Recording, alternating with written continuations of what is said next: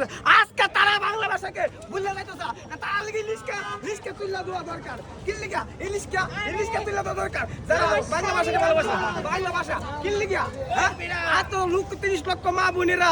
এই শহীদের বিনিময় আমরা বাংলা ভাষা পাইছি দেশকে পেয়েছি আজকে ইংলিশ বল আমাদের বাংলাটা কি আমরা এই বাংলা ভাষার জন্য মানুষ মরতে রাজি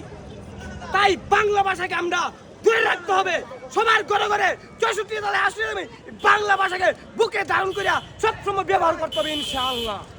আর না হয়তো এই লিস্কা দেবে আমার বাংলা ভাষাকে বলতে নেই একটা লিস্কা এমনি ভালো লিস্কা দিয়ে এমনি লিস্কা দেবে ভাই